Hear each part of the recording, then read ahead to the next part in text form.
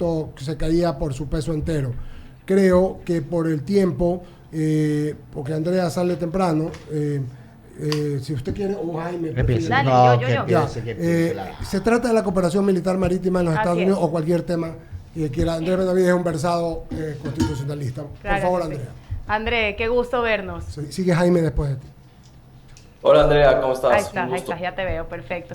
André, tú que eres un experto en el tema, yo quiero empezar con el pescado del encebollado, que es la pregunta que se tiene el ciudadano de a pie para después ponernos un poco más específicos y con términos. No podemos tener una base, de nuevo, de Manta en el país. ¿Por qué? Porque la Constitución lo dice en el cambio del 2008. En efecto, el artículo 5 de la Constitución nos dice que una de las prohibiciones dentro de los elementos constitutivos del Estado está la de tener bases de otros países, bases militares de otros países en territorio ecuatoriano. Exacto, de lo cual a los siguientes años se procede a sacar la base de Manta, ¿verdad? Y entonces se retiran todos los esfuerzos de control del narcotráfico en las costas de un país que obviamente se venía en bomba, el expendio del narco a través de las costas. Vemos ahora que a través del decreto 111 se abre un nuevo espacio para que haya una cooperación internacional. Si mañana quisiéramos traer a los militares de X país a que trabajen con nosotros en alguna base ecuatoriana, ¿esto interrumpiría en mi opinión, mal concepto que tenemos de soberanía? Desde ningún punto de vista, yo creo que este acuerdo que se ha dado entre Estados Unidos y el gobierno ecuatoriano, que se ha denominado Estatuto de la Fuerza, es la puerta que está permitiendo que otro tipo de acuerdos con otros países se den en materia militar. La anterior semana justamente con ustedes analizábamos qué es lo que podía pasar en la Corte Constitucional, si es que en efecto se requería o no autorización de la Asamblea Nacional. Y lo que nos ha dicho la magistratura es que no se requiere de esta autorización de la Asamblea Nacional y por lo tanto es totalmente viable.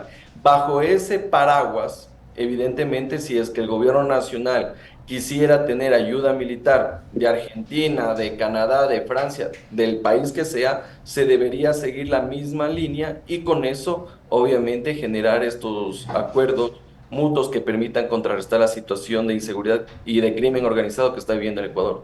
Y André, en una pregunta de la consulta que se viene, ¿habría la posibilidad de revertir la consulta del 2008 o no es constitucionalmente viable, así como lo del Yasuní? ¿La consulta del 2008 sobre qué? Sobre el tema de la base de Manta con el concepto de la soberanía. Ok. A ver, recordemos primero que en el 2008 lo que se hizo fue una asamblea constituyente que tuvo un referéndum ratificatorio que finalmente terminó en la Constitución de De Montecristi. Montecristi. Ahora, el artículo 5 de la Constitución está dentro del capítulo o título de elementos constitutivos del Estado. Por lo tanto, en consulta popular, yo no podría preguntar aquello, de acuerdo al 441 de la Constitución. Ya, Porque ok. te dice el 441, mire, usted puede reformar la Constitución a través de enmiendas sobre todos los temas, excepto 4, y uno de ellos son elementos constitutivos del Estado. O sea, para que quede claro, ni por consulta popular podríamos volver a tener una base de Manta de cualquier bandera. Sí podemos, pero la vía, esto quiero ser claro, es la de reforma parcial a la Constitución de acuerdo al 442. Porque en el 442 las únicas limitaciones que tú tienes es que la reforma no suponga la restricción de derechos y garantías constitucionales ni modifique el procedimiento de reforma constitucional. Entonces, a través de reforma parcial, tal como se lo hizo en su momento con el tema de complementariedad de Fuerzas Armadas con Policía Nacional, se lo podría hacer. Y ese sería el camino a seguir si es que existiera una pretensión de este estilo. Perfecto, yo te voy a hacer la última pregunta que es un poquito, está dentro del tema, pero es un poquito alejada. La representación de la personería jurídica que necesita la Policía Nacional en los militares es totalmente diferente. ¿Puedes explicarnos un poco cuál es la diferencia entre ser un policía e ir a juicio y tener que esperar a que el Ejecutivo te ampare por excesivo uso de la fuerza, como vimos hace poco con el general, y entre ser un militar y ser juzgado? A ver, es importante tomar en cuenta que de acuerdo al 225 y 226 de la Constitución, cualquier servidor público, en este caso militares o policías, pueden tener responsabilidad administrativa, civil o penal. Comencemos con ese concepto. Ujú. Ahora, si es que en ejercicio de sus funciones, ya sean militares o policías, han cometido un presunto delito, tienen que ser procesados.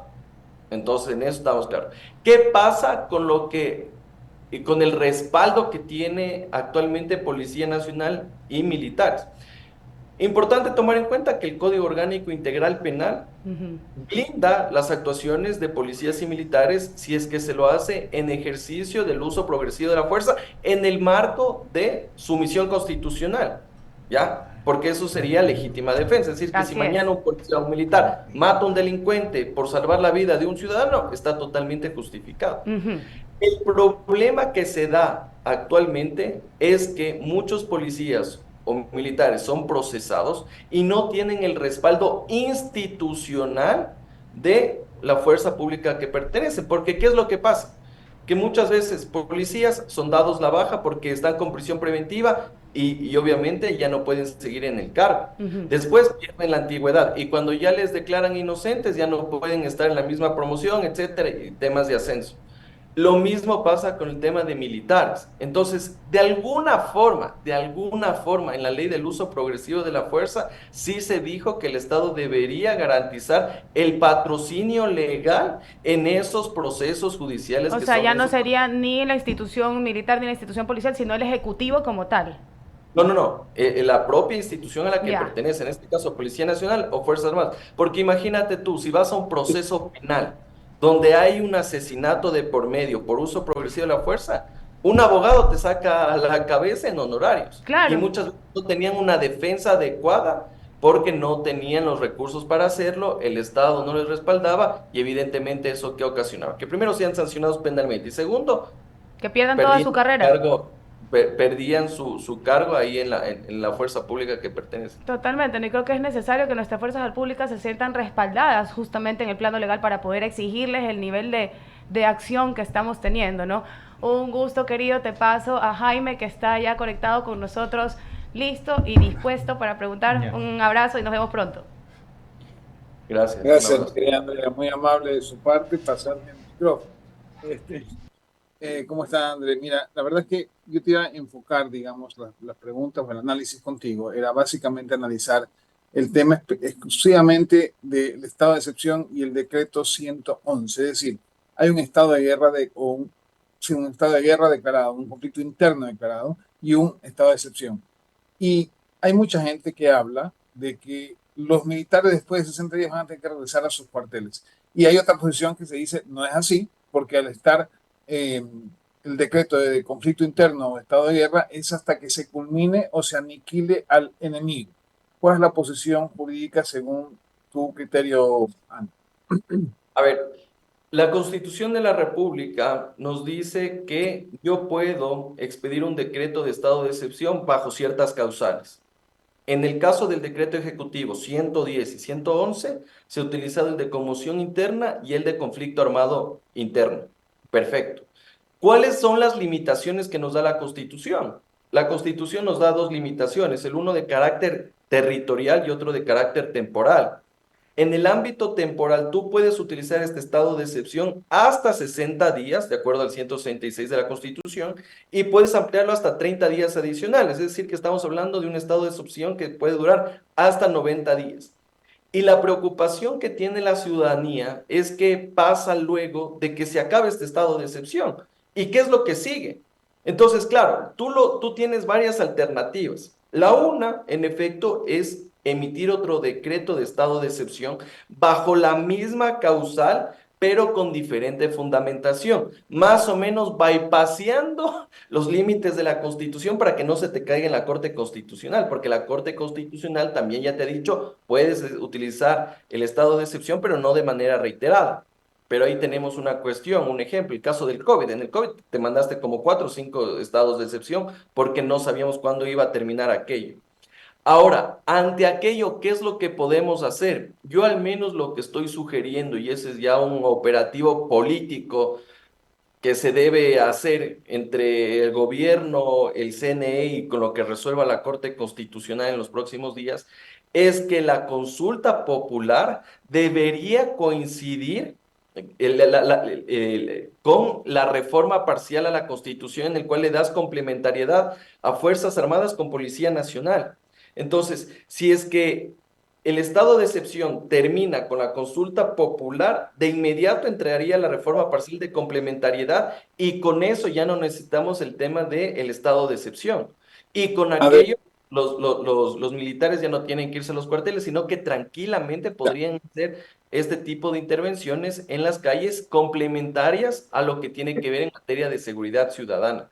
Pero de ya, por ahí eso, pero de ahí pero, decir que es hasta que el enemigo esté extinguido, a, llamémosle así, no es justificable, no es posible.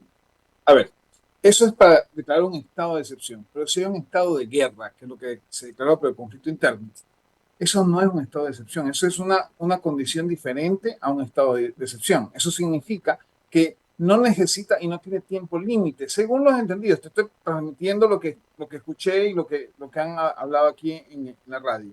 Eh, lo que sucede es que tú no puedes, bajo ningún aspecto, pensar un estado de guerra y cada 60 días renovarlo como un estado de excepción, porque eso no existe. El estado de guerra es una condición diferente a un estado de excepción, que es la diferencia con el gobierno de Guillermo Lasso, que eran estados de excepción, que hoy en día hay un decreto de que se declara la guerra interna, digamos, o el conflicto interno.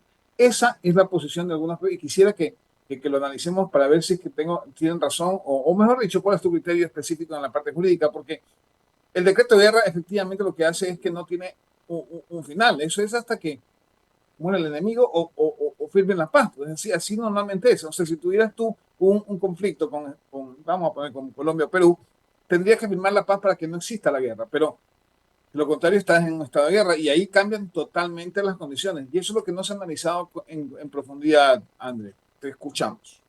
Es que ahí estamos confundiendo las instituciones, porque una cosa es que tú te vayas a la guerra. Para ir a la guerra no necesitas de estado de excepción, por si acaso.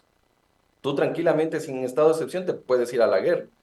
Porque el estado de excepción lo que determina es que tú puedas, primero, suspender derechos y garantías constitucionales. Y segundo, tengas medidas excepcionales para contrarrestar la situación. Entonces, en este caso, si tú quieres irte a la guerra mañana con Colombia o con Perú, no necesitas de estado de excepción, sino que es respecto de las vías que tú puedes utilizar, que son excepcionales, como lo que tiene que ver con la movilización de Fuerzas Armadas. Entonces, por mandato constitucional, las Fuerzas Armadas, en efecto, tienen que garantizar la soberanía del territorio ecuatoriano. Y no necesitas de ningún estado de excepción, en absoluto. Entonces, en este caso en específico que estamos viviendo, evidentemente se requería de un estado de excepción porque estamos frente a una situación en la cual están grupos delincuenciales en las calles, en las plazas, etcétera, y necesitas movilizar las Fuerzas Armadas porque estamos hablando de crimen organizado que tranquilamente en un régimen ordinario podría ser contrarrestado por la Policía Nacional, pero debido a la magnitud, tuviste que decretar el estado de excepción y movilizar las Fuerzas Armadas. Entonces, No, no, creo que por perdón, ahí no. decretaste el estado de guerra, de conflicto interno. Es No, que pero no yo solo estamos, que, es que no espérame, estamos déjame en explicar guerra. algo. Yo sé, Es que no André. estamos en Es guerra. que tienes un concepto, y lo respeto muchísimo, pero te digo el concepto del general Paco Moncayo, es decir, el estado de guerra es una condición totalmente distinta, y el concepto probablemente sea de que, claro, antes era entre un país y otro país, y tenías al enemigo claramente definido, es decir, con uniformes diferentes, pero en este caso, al declarar el estado de guerra interna, significa que el enemigo está dentro del territorio ecuatoriano, y estás en el mismo estado diferente a un estado de excepción. Eso es lo que plantea, te digo nombre y apellido de la persona que estuvo aquí en estos micrófonos que señalaba que era el general Paco Moncayo. Hay otras personas que también han venido acá y han dado su criterio. Por eso es que te consulto esto de aquí, porque efectivamente hay una confusión y ese miedo que tú hablas de la ciudadanía, de que qué va a pasar después de los 90 días. Porque sería ilógico, y te soy honesto, ilógico, ya no en la parte jurídica, que los militares se retiren o se replieguen a los cuarteles cuando todavía estamos, digamos, siendo objetos los ciudadanos que queremos vivir en paz, de la delincuencia, o mejor dicho, de los terroristas que fueron declarados en ese decreto 111. Entonces, por eso planteaba la pregunta. Bueno, con todo el respeto y concesión para el general Paco Moncayo, a quien lo conozco y he tenido la oportunidad de tener algunos acercamientos en espacios académicos, creo que se está confundiendo algunas instituciones. Respeto muchísimo lo que puede decir, pero yo te estoy hablando desde el ámbito constitucional, y desde el ámbito constitucional tenemos causales, tenemos una temporalidad y tenemos medidas excepcionales para hacerlo. Entonces, bajo esa consideración, un estado de excepción no puede tratar de justificar como si viviéramos en una situación de guerra como tal para que esto pueda ser incluso de carácter indefinido, porque incluso hasta las guerras tienen inicio y tienen fin, pero en este caso estamos en una situación, sí, excepcional. ¿Que hay un conflicto armado interno? Sí, pero tampoco le podemos dar las características que se le pretende dar. Por ejemplo, y algo que seguramente va a cuestionar la Corte Constitucional, aquí se le dio el estatus a estos grupos delincuenciales de agentes no estatales beligerantes. Eso tú no puedes hacer porque no cumplen ni siquiera con las características. Entonces, bajo ese criterio, no podríamos equipararlo uno con lo otro, y obviamente que también tengo la preocupación que luego qué va a pasar. Y justamente No, tenemos pues, alternativas. Un nuevo estado de excepción con diferente fundamentación y el tema de la reforma parcial. Yo solo bueno. estoy diciendo lo que dice la Constitución. Ahora, No, sí. está bien. Lo que pasa es que probablemente no estamos preparados por una constitución tan garantista, creo yo, los ecuatorianos, porque hay situaciones en las cuales la lógica está por encima de ese razonamiento, y es la ciudadanía se estaba muriendo en las calles y había un atentado contra el ciudadano como tal. Entonces, ante eso hay que ver una fórmula diferente para poder digamos, atacar el mal a los ciudadanos, a la soberanía del Ecuador. Eso es lo que es ya personal, no es lo que me han dicho, pero es lo que creo, es la lógica más que la parte constitucional o jurídica. Le voy a dar paso a mis compañeros en cabina. Adelante, Eduardo. Gracias, Jaime. ¿Cómo está, doctor? Qué gusto verlo.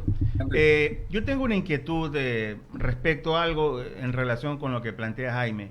En algún momento alguien criticaba en este hecho de, a través del artículo 111, pasar o considerar a lo que denominamos antes delincuencia común a calificarlos como terroristas. Entiendo, hay críticas al respecto, tal vez por la forma como se está procediendo, pero desde su punto de vista constitucional, cabe en todo caso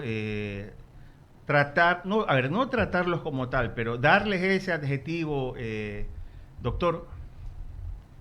Bueno, yo creo que estamos frente a un conflicto armado interno, evidentemente, que tiene características, que tiene condiciones de su cumplimiento, como por ejemplo que exista una organización, que estén armados, que violenten derechos de los ciudadanos, en efecto, y que tiene que haber un respaldo y una respuesta por parte del Estado, en efecto, es así. Pero yo creo que aquí también hay que tomar en cuenta varias situaciones, porque el momento que le estamos dando la calidad, como si esto fuera una guerra, un conflicto, que vinieran aquí los peruanos o los colombianos y nos sometamos al derecho internacional humanitario, ahí sí estamos incluso poniéndonos el pie, porque el momento que tú haces aquello, las reglas de juego cambian totalmente. A tal punto que los delincuentes que actualmente están siendo abatidos, los delincuentes que están siendo aprendidos, ni siquiera se someten a las reglas generales del COIP, sino que te riges a los delitos de derecho internacional humanitario.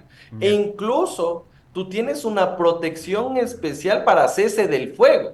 Entonces, creo que ese es algún tipo de confusión. Yo entiendo la preocupación y el malestar que tiene la ciudadanía, porque están preocupados, y créeme que yo también estoy preocupado de lo que pueda pasar después. Pero evidentemente hay que tomar los correctivos necesarios dentro del marco que te dice la Constitución. Caso contrario, ¿para qué tenemos Constitución si al final del día podemos hacer una maroma jurídica y decir, no, que se quede perenne las Fuerzas Armadas y hasta que se solucione esto? Porque es un problema gravísimo que no se va a solucionar de la noche a la mañana, y entiendo y comprendo la situación. Me surge otra pregunta, doctora, a propósito de esta reflexión que hace. En este acuerdo con los Estados Unidos, los dos acuerdos, en algún momento también se señala la inmunidad En el caso de los militares de Estados Unidos, ¿cómo lo interpretamos, doctor? Bueno, esa inmunidad es importante considerar que tiene un antecedente. Usted, por ejemplo, cuando es diplomático en un país, también tiene una inmunidad. Ok. Entonces, lo que estoy pensando es que este acuerdo se lo trabajó y se lo desarrolló en función de la inmunidad diplomática que tienen los agentes consulares. Ujú. Entonces, lo que te dice es que el momento que un civil, porque también civiles van a venir, o un militar de Estados Unidos comete un presunto delito, la jurisdicción mediante la cual va a ser sancionada va a ser de su país de origen. Entonces, por ese lado, creo que ha sido parte de los acuerdos que se ha ido, que me parece loable porque de cierta forma le das garantías en el Así ejercicio es. de sus funciones. Ahora, ojo con esto, porque también he visto algunos sectores más progresistas que han dicho que prácticamente se le está dando una luz verde para que mañana vengan como Rambo a matar al que es y al que no es. Tampoco es así. Ya, Tampoco es así. Si es correcto. que se cometiera un exceso, se cometiera un delito, lo que corresponde es que la persona tenga que ser puesto a órdenes de la justicia de Estados Unidos. Desde su punto de vista, y nos mantenemos siempre en la parte legal, usted es constitucionalista, ¿se está produciendo en estos momentos se está violando la soberanía del Ecuador? A ver, la soberanía del Ecuador se violenta cuando en Eduardo. efecto existe una agresión de un Estado, cuando existe un conflicto armado internacional. Pero en este caso, en específico, con el Estatuto de la Fuerza, en el cual existe un acuerdo de cooperación entre Estados Unidos y Ecuador, en absoluto. Quien diga que se está en este momento violentando las soberanías, porque primero, no ha abierto la Constitución y segundo, solo ha revisado la portada o el primer artículo de este acuerdo del Estatuto de la Fuerza. Desde mi punto de vista, no se violenta desde ningún punto de vista la soberanía. Muy claro, doctor André Benavides. Continúe el abogado Eduardo Mendoza. ¿Cómo le va, André? Gusto de saludarlo. Buenos días. Ya al final, discúlpeme, es algo son dos preguntas breves, pero creo que son indispensables de contestar. Hace un momento entrevistamos a Esteban Torres, viceministro de Gobierno. Yo le hice más o menos una cronología de lo que serían las fechas para la Asamblea. La Corte Constitucional ha dicho que en 10 días, hasta 10 días, dará su veredicto a la constitucionalidad o no de las preguntas. Entonces me puse un poco a hacer números y dije, si hoy estamos 25, ¿verdad? Uh-huh. Si, no, 25 estamos sí, hoy. 25, sí. Ya, no digamos que sean 10 días, que sean 5, 30, 6, 31. Luego regresan al Ejecutivo y en 2, 3 días van al CNE, estamos hablando del 3, que hasta 15 días tiene para convocar las elecciones. Entonces, en el evento de que esto llegue el 3, que podría ser más del 3, y suceda, no digamos que hasta 15 días, no hasta el 18, sino digamos que hasta el 10, el proceso electoral sería más o menos yo decía que la primera o segunda semana de abril. El viceministro me supo decir que ellos tenían fe de que sea en la segunda quincena de marzo o al finales de marzo máximo. Pero esa no es la pregunta. Le hago todo este ejercicio porque la pregunta es muy clara. La consulta popular como tal le va a dar o le va a dar fuerza moral, hablo de un lado, o legal a lo que pregunta el presidente André Benavides. Perfecto. Primera pregunta, yo creo que la consulta popular, según sus cálculos, coincido, va a ser en abril, por una sencilla razón, que estamos esperando el dictamen de la Corte Constitucional respecto de lo que viene a ser reforma parcial y después viene otro control de las preguntas. Así que en 10 días va a resolver el tema de plebiscito, el de referéndum todavía va a demorar. Así es. Y dos, que el proceso como tal de consulta popular tiene un plazo de 60 días. Sí, entre la convocatoria, la campaña, etcétera, son 60 días. Estamos hablando de 2 meses. Así que si es en marzo, eso no va a ocurrir, va a ser en abril. Y lo otro, ¿Cuál era la segunda pregunta, Eduardo? Fuerza moral. Tiene las preguntas, o sea... Ah, ya, fuerza moral ¿moral? o fuerza legal, de Legal. acuerdo. Desde mi punto de vista, tiene más fuerza moral Esa y de es. valoración política que legal. ¿Por qué? Porque varias preguntas de plebiscito son cuestiones que ya están actualmente en la normativa vigente y otras necesitan simplemente de presentar un proyecto de ley por parte del presidente de la República. Hay algunas que son de reforma constitucional que me parecen interesantes, como por ejemplo crear los juzgados especializados en materia constitucional. Sí, pero para eso tú necesitas trámites en el Consejo de la Judicatura, que se reforme el Código de la Función Judicial, etcétera, etcétera. Yo creo que aquí más bien el mensaje que va a enviar la consulta popular va a ser un mensaje político de respaldo al ejercicio del cargo del presidente de la República, que lo que está preguntando, más allá de que exista, tiene el respaldo ciudadano para que ejecute todas las decisiones que deban ser necesarias y para que evidentemente las instituciones que deben tramitarlo, como es la Asamblea Nacional, Consejo de la Judicatura, Contraloría, etcétera, no miren para un lado, se hagan los locos y al final del día esto quede como un saludo a la bandera. Coincidimos plenamente, Andrés Benavides.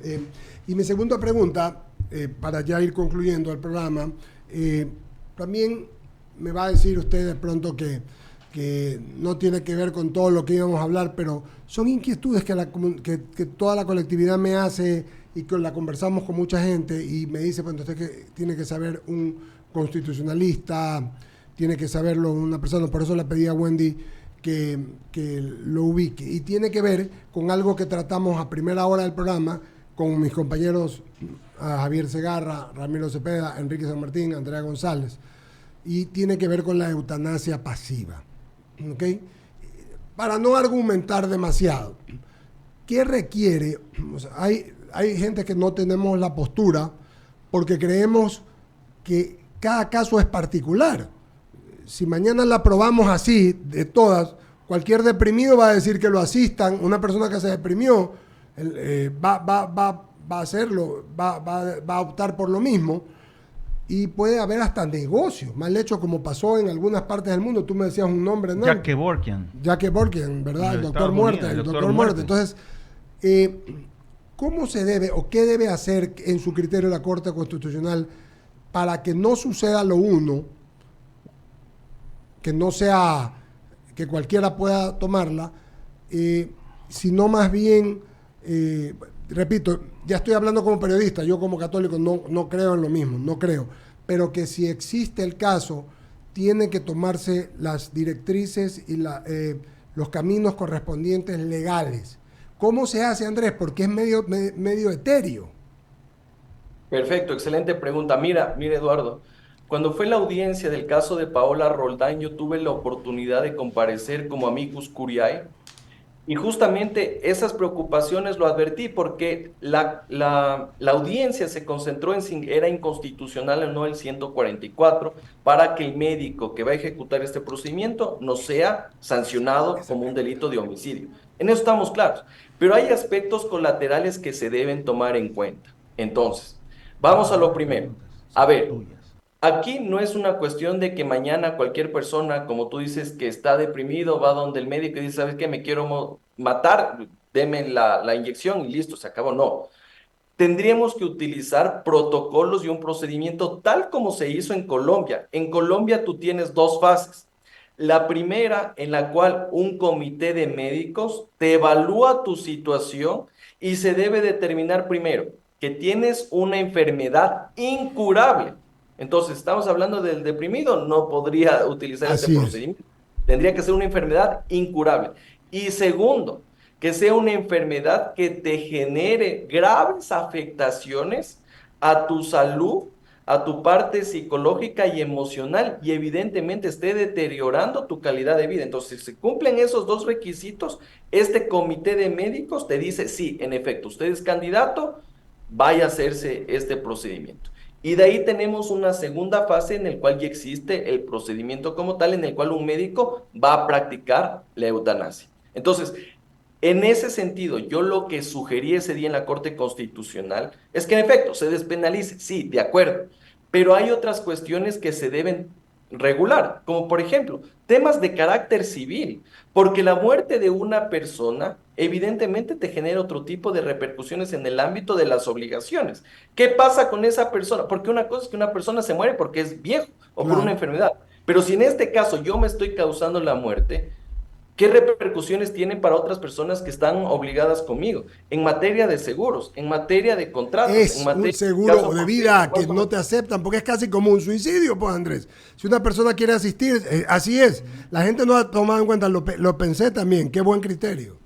Sí, entonces yo lo que le dije a la Corte Constitucional es que en efecto declare la inconstitucionalidad del 144, pero a la par disponga a la Asamblea Nacional que expide una ley de eutanasia justamente para regular el procedimiento como debe ser hecho esto. Y segundo, se tienen que hacer varias reformas a algunos cuerpos legales, principalmente el Código Civil, donde se regulan los efectos jurídicos tanto del nacimiento como de la muerte, porque hay algunas cuestiones que sí van a generar repercusión a terceros que evidentemente tienen alguna obligación con la persona que está practicando este tipo de procedimientos.